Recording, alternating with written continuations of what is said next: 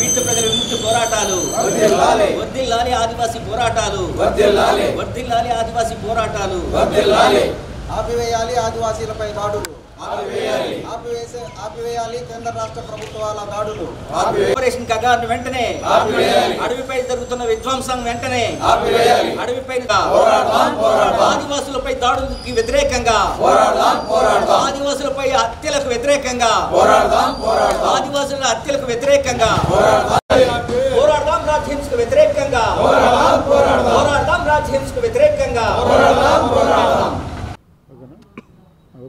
నా పేరు వెంకటేష్, పీడిఎం రాష్ట్ర కార్యదర్శిని.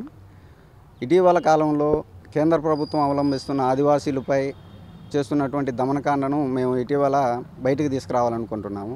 అయితే ఛత్తీస్గఢ్ కానీ, ఒరిస్సా కానీ, మహారాష్ట్ర వీటిల్లో ఉన్నటువంటి అబూజ్మడ్ ప్రాంతంలో మావోయిస్టు భారత రహితాన్ని ఏర్పరుస్తామన్నటువంటి అమిత్ షా జనవరి 1 నుంచి ఇప్పటి వరకు కూడా ఆదివాసీలపై డ్రోన్ దాడులు, వైమానిక దాడులు చేస్తున్నారు. అంటే భారతదేశంలో మనం చాలామంది ప్రతిపక్ష నేతలు పార్లమెంట్లో కూడా రాహుల్ గాంధీ లాంటి వాళ్ళు మాట్లాడుతున్నారు మణిపూర్ గురించి, ఇటు గురించి. ఈ దేశంలో భాగం కాదా ఈ ధ్వంసం ఏంటి అనేది. మరి ఇప్పుడు ఉన్నటువంటి ఆదివాసీలు కావచ్చు, బస్తర్ ప్రాంతం కావచ్చు, ఛత్తీస్గఢ్ ప్రాంతం కావచ్చు, ఇవన్నీ భారతదేశంలో భాగమే.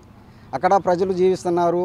ఇంకా అభివృద్ధికి ఏ మాత్రం నోచుకోకుండా అడవి ప్రాంతాల్లో చాలా కాలం నుంచి ఆదివాసీలు నివసిస్తున్నారు. దేశ సంపదను కార్పొరేట్లు కట్టబెట్టడం కోసమే ఈ విధ్వంసాన్ని సృష్టిస్తున్నారు. దీని గురించి పార్లమెంట్లో ప్రతిపక్షాలు కూడా మాట్లాడలేదు. ఆదివాసీల మీద ఈ దాడులు ఏంటి, ఆపండి అని చెప్పేసి. జనవరి 1 నుంచి ఆపరేషన్ కగార్ అనేది మొదలుపెట్టిన దగ్గర నుంచి ఆదివాసీలు పూర్తిగా తమ గ్రామాలు వదిలిపెట్టేసి ఈ వెళ్ళిపోవాల్సిన పరిస్థితి వస్తుంది.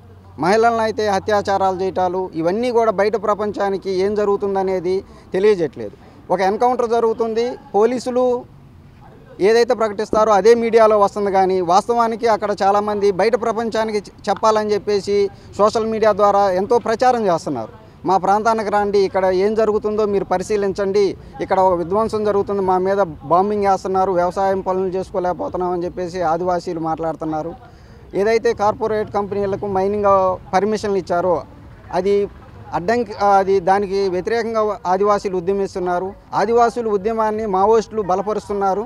కాబట్టి మావోయిస్టు రహిత భారత్ కావాలనేది నేడు మోడీ కానీ, అమిత్ షా కానీ ప్రకటించారు. ఈ ప్రకటనే ఇంతమంది హత్యలకు కారణమవుతుంది. మనం జనవరి 1 నుంచి ఇప్పటి వరకు కూడా మినిమం 200 మంది దాకా ఆదివాసీలను కావచ్చు, మావోయిస్టులను కావచ్చు, బూటకపు ఎన్కౌంటర్లు కాల్చి చంపుతున్నారు. కాబట్టి అందుకనే ఆ అడవి ప్రాంతాల్లో ఏం జరుగుతుందనేది బయట ప్రపంచం తెలుసుకోవాలన్న దానికోసమే ఈ నెల 9, 10 తారీఖుల్లో తెలంగాణ ప్రాంతంలో సుందర విజ్ఞాన కేంద్రంలో అఖిల భారత సదస్సును ఏర్పాటు చేశాం. ఈ సందర్భంగా ప్రజలందరూ పాల్గొని కూడా ఈ సభను విజయవంతం చేయాలని కోరుకుంటున్నాం.